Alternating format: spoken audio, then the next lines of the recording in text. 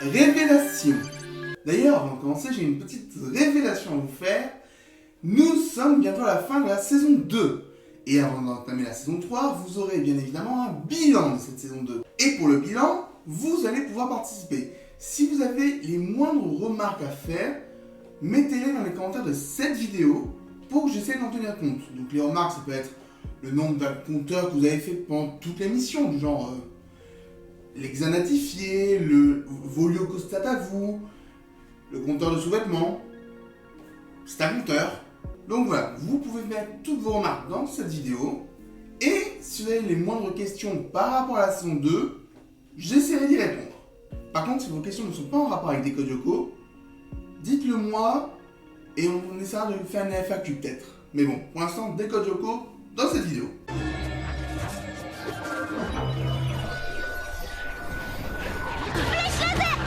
Vous auriez pu nous emmener directement au 5e territoire, hein. Pas la peine de passer par le désert.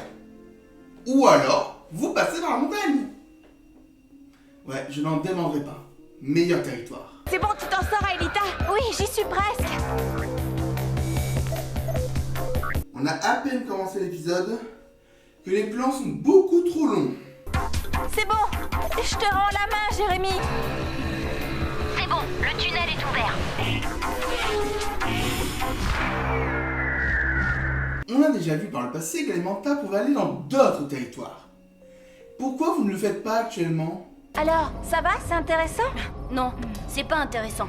Non, c'est carrément génial. Odd, sors de ce corps. L'ennui, c'est que pour décrypter toutes ces données, on va avoir besoin d'une super puissance de calcul. Je vais sûrement devoir activer une petite tour. Temps mort, pause déjeuner, à midi c'est steak purée. Voilà, ça c'est une vraie décision. Et oh, évitez de trop vous goinfrer cet après-midi vous plongez.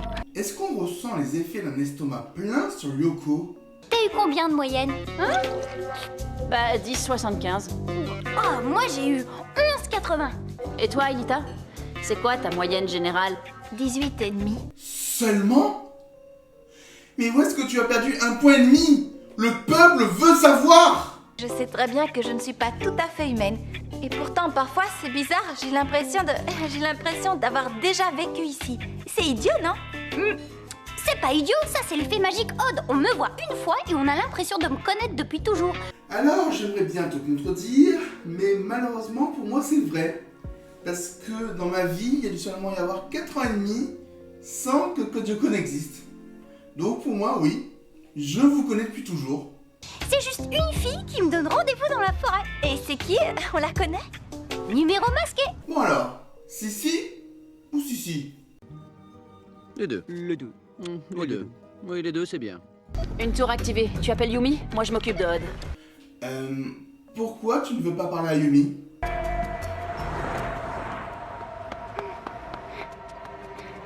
Oh, le joli faux raccord qui est dû à la réutilisation d'un plan de l'épisode 27. Oh. En gros, je vous explique. Parmi les élèves qui sont là, on peut distinguer Yumi et William. Et pourtant, ils disparaissent tous quand Odd entre dans le champ. C'est dommage, ça se voit. Bon alors, Sissi ou Sissi? Yes. Ah bah non, c'est Exana. Il envoie des SMS masqués maintenant? Ça y est, je suis là, Jérémy. Eh ben, c'est pas trop tôt. Ça fait 1 heure que je t'appelle. Alors, déjà pour toi ça fait pas vraiment 1 heure, ça doit faire au max 10 minutes. Et ensuite, ce n'est pas toi qui l'as contacté, c'est Aelita. Du calme. Odd. Hé, Odd. Tout va bien, Jérémy. Je suis sur Lyoko. Il y a eu une sorte de bug durant le transfert. Oh non, je rêve là. La tour, elle s'est désactivée toute seule. Je ne m'en lasserai jamais. Voilà vos engins. Je vous rappelle qu'on a un journal à décrypter. Tour activée. Retour vers le futur. Réveillez-vous. Vous avez des bestioles en approche. Elles viennent d'où? On est dans le brouillard ici. Alors, sauf si c'est des frôlions, les monstres vont forcément arriver devant vous. Il n'y a qu'un seul chemin.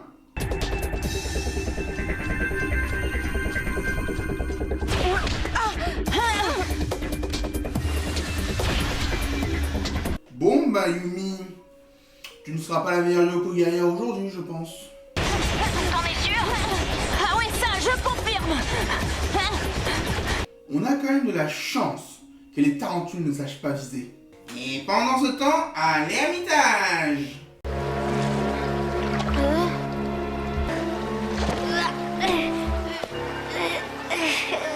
Moi, je serais déjà mort à sa place.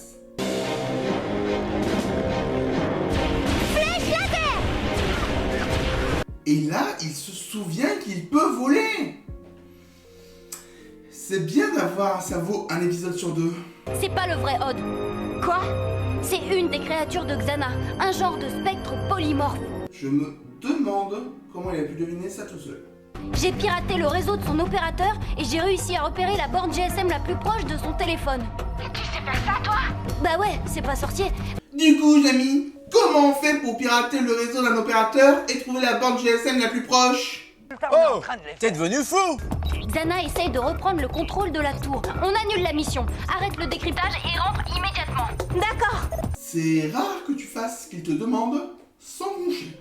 J'ai un petit problème. Impossible de fermer le programme de décryptage. Il consomme trop de ressources. Contrôle, mage, échappe et tu fermes le gestionnaire des tâches. Je ne contrôle plus rien. Oh, c'est pas vrai. Si Xana réussit à prendre le contrôle de la tour, il lui sera possible d'accéder à la partie sécurisée du supercalculateur. Je risque de perdre toutes les données du journal de Franz Hopper. Tu aurais pu y penser. Xana tente de prendre le contrôle de la tour. Tu dois à tout prix l'en empêcher. Tu entends? À tout prix. Il faut isoler la tour. Essaye de couper les câbles d'alimentation. Vite. Enfin, les câbles servent à quelque chose. Tu sais que tu perds ton temps, Xana. Odd n'a jamais réussi à me battre.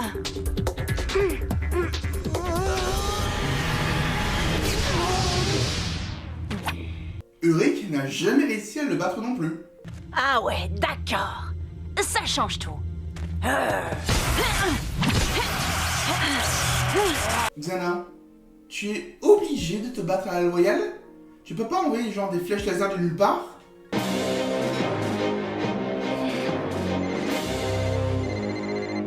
On a quand même de la chance que cette sonnerie de téléphone soit bruyante, car dans le monde réel véritable de la réalité vraie, on n'aurait rien entendu.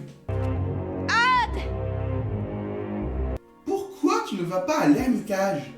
Tu sais que tu es à côté. Cherche par là en premier.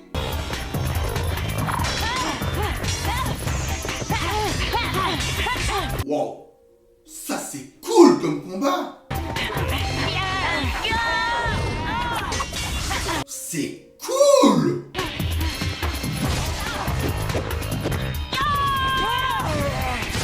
Non mais c'est vraiment cool.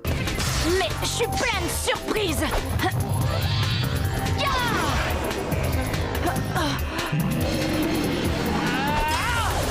Lui aussi est plein de surprises. Et c'est giga cool. Bah voilà, il suffisait d'attendre l'ascenseur. Bah là, y a pas à dire, j'y suis vraiment jusqu'au cou. Tu as des points de victime jusqu'au cou. Et tu as un point de plus. Plus un si que j'ai oublié la semaine dernière. Désolé.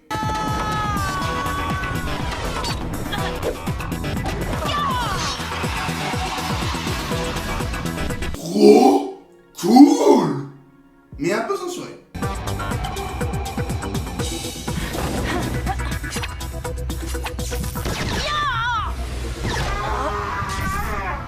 La tarentule, elle a juste attendu. Et elle a fait un strike.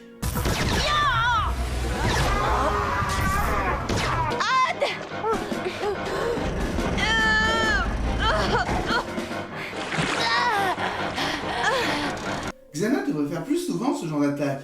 Il active une tour, il met un Lyoko guerrier en danger de mort, il la désactive, et voilà. On peut rien faire. J'espère qu'il ne m'écoute pas.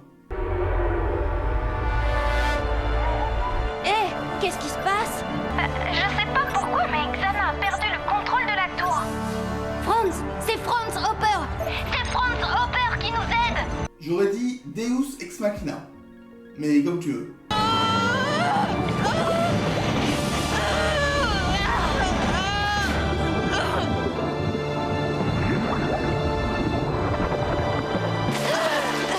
Il manque des plans là, non? C'est bien Franz Hopper qui a créé Xana. Dans son journal, il relate tout. Tout ce qui s'est passé depuis la création de Lyoko. Absolument tout. Ça veut dire que tu as de quoi trouver l'antivirus? Oui. Oui, bien sûr. Mais il y a autre chose. Quoi? Mesdames et messieurs, est-ce que vous êtes prêts pour la grande révélation de cette série qui va foutre plein d'éléments en l'air, mais qui est super cool quand même? Franz Hopper avait un enfant. Une petite fille. Allez-y, accrochez vos neurones, ça va venir.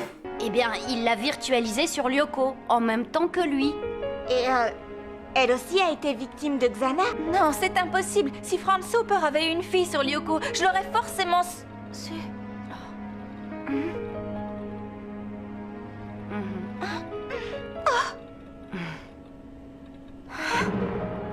Alita est la fille de Franz Hopper. On verra la semaine prochaine tous les problèmes que ça engendre dans la série. En attendant, à la semaine prochaine pour le final de la saison 2. Et le meilleur Yoko guerrier, c'est Ulrich. C'était trop cool! C'est l'heure de la vie de professeur Objectif. Un épisode qui propose de nombreux moments de tension épiques et la révélation finale m'a surpris étant enfant. Et cela en fait un des meilleurs épisodes de la série, en plus de l'un des plus importants. Mais j'ai une question. Pourquoi Xana n'a pas attaqué Jérémy? Personne n'aurait pu l'aider. C'était l'avis du professeur Objectif.